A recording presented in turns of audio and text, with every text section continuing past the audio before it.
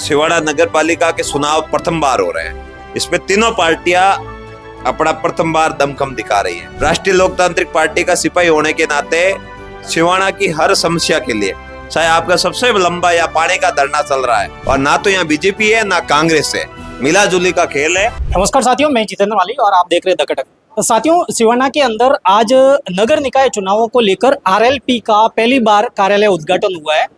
उसमें शिरकत करने पहुंचे हैं आरएलपी के नेता थान सिंह डोली। उनसे जानकारी लेंगे कि किस तरीके से आरएलपी अपने उम्मीदवारों को उतारेगी और किन मुद्दों को लेकर नगर निकाय चुनाव में अपने उम्मीदवार उतारेगी और किन मुद्दों पर अहम आपकी जो है नज़र रहेगी। सर, पहले आपका स्वागत है सिवाड़ा के अंदर।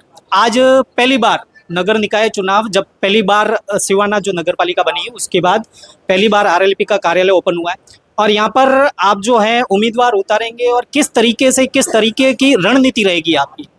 देखिए, सिवाड़ा में तो मैं जो ये सब पधारे मेरे महानुभाव, इनका स्वागत करता हूँ। सिवाड़ा मेरा घर है और मैं इस परिवार का सदस्य हूँ और कभी मैंने सिवाड़ा को अलग नहीं समझा। और सिवाड़ा नगर पालिका के चुनाव प्रथम बार हो रहे हैं। इसमें तीनों पार्टियां अपना प्रथम बार दमखम दिखा रही है और हम लोग तो सिवाड़ा के हर मुद्दे पर पक्ष रखने वाले लोग हैं।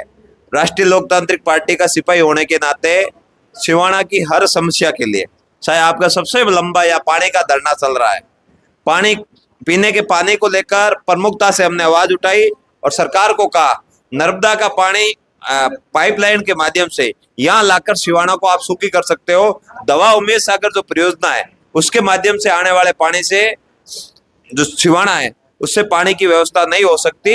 हमें नर्मदा का पानी कैसे लाया जाए और हर घर नल का वादा पूरा कैसे करें, इसके लिए सरकार को प्रयत्न करना चाहिए। मैंने इसके लिए मुख्यमंत्री जी को लेटर भी लिखा, समस्या के समाधान के लिए भी बात कही, लेकिन अब सरकार यह करती नहीं है। मैं कहता हूँ राष्ट्रीय लोकतांत्रिक पार्टी का बोर्ड यहाँ बनता है तो उचित कदम पीने के पानी के लिए, बिजली की व्यवस्था के लिए, यहाँ की दिवालियों की रक्षा के लिए और तमाम तरह के यहाँ के जो भूखंडों के और पट्टों को लेकर जो परेशानी आ रही, इन सब बातों के लिए राष्ट्रीय लोकतांत्रिक पार्टी धरातल पे संघर्ष करेगी और लोगों को उनका हक और न्याय दिलाएगी। सर, अगर सिवाड़ा की बात करें तो यहाँ पर कांग्रेस और बीजेपी का ही गढ़ रहा है, विशेषकर कांग्रेस कर रहा है। लेकिन फिर सुनिए, व्यक्ति का गढ़ रहा है, ना तो बीजेपी का रहा है ना कांग्रेस का रहा है। दो तीन लोग हैं जो मिलकर लोगों को गुमराह करके एक नए व्यक्ति को खड़ा करके चुनाव लड़ाने का काम करते हैं और ना तो यहाँ बीजेपी है ना कांग्रेस है, मिला जुली का खेल है। असली अगर आप पिछले समय से देखेंगे तो यह सिवाड़ा के मुद्दों के लिए राष्ट्रीय लोकतांत्रिक पार्टी ने संघर्ष किया। चाहे पादरू में दलित भाई के साथ अत्याचार हुआ हो, उस समय राष्ट्रीय लोकतांत्रिक पार्टी खड़ी थी, या फिर यहाँ पर बजरी माफियाओं के द्वारा हमारे जितेंद्र भाई की हत्या कर दी जाती है, उसमें राष्ट्रीय लोकतांत्रिक पार्टी मजबूती से खड़ी थी, या फिर समदड़ी के ठाकुर साहब पर हमला हुआ, उस समय राष्ट्रीय लोकतांत्रिक पार्टी का इस जाबाज सिपाही थान सिंह डोली मजबूती से खड़ा था। या सिवाड़ा विधानसभा से दलित, पीड़ित, शोषित या कोई भी वर्ग का बच्चा या महिला पुरुष मेरे पास आया हो, हमने उसे बिना राज के काम करवाने का काम किया। बाकी सरकारें यहाँ कितना काम कर रही है वो आप और हमसे छुपा नहीं है। पिछले 3 बार का कार्यकाल आदरणीय विधायक जी का देख लीजिए, आपको समझ में आ जाएगा सिवाड़ा की जनता कितनी त्रास्त है, कितनी दुखी है। सर, एक सरकार का अभी कुछ दिनों पूर्व एक फरमान आया कि सरकारी विद्यालयों के अंदर सोशल मीडिया या फिर मीडिया की पाबंदी रहेगी। उसको लेकर अगर स्कूलों की बात करें तो जर्जर भवन है और शिक्षकों की कमी को लेकर तो अपना जो पश्चिम का इलाका, वहाँ पर सबसे ज़्यादा वो प्रॉब्लम है और छात्रों को धरने पर बैठना पड़ रहा है। उसको लेकर आप किस तरीके से देखते हैं? देखिए, मैं आपके सिवाड़ा क्षेत्र की बात करूंगा। सिवाड़ा जो क्षेत्र है वो डायरेक्ट बड़े हाईवे से नहीं जुड़ा हुआ है। बड़े हाईवे महानगरों से जो मेट्रो शहर से लगते हैं उनके नज़दीक नहीं है। यहाँ के स्कूलों में या तो एक अध्यापक है या 2 अध्यापक है या 3 अध्यापक है। पिछले दिनों आपने अन्नपूर्णा नगर और कुंडल साइड देखा होगा, हमारे युवा साथियों के द्वारा तालाबंदी भी की गई और हमने मांग भी की। मैंने कहा हमारे वहां तो हम जैसे तैसे लड़ झगड़ के शिक्षक ले आते हैं और कई शिक्षक हमारे हाईवे से लगने वाले गांव हैं, शिक्षक आ भी जाते हैं ऑटोमेटिक, लेकिन इन विद्यालयों की क्या हालत है, इसका जिम्मेदार कौन है?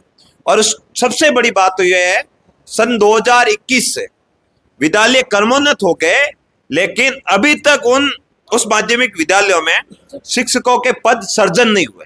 आप समझ गए, नए पदों की विज्ञप्ति नहीं निकली है, नए पद नहीं खोले गए।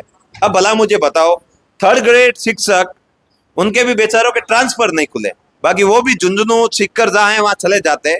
3rd ग्रेड शिक्षकों के भरोसे आप उन्हें 1st ग्रेड की पढ़ाई कराओगे सरकारी विद्यालयों में, तो फिर सरकारी विद्यालयों के बच्चों का क्या हाल होगा।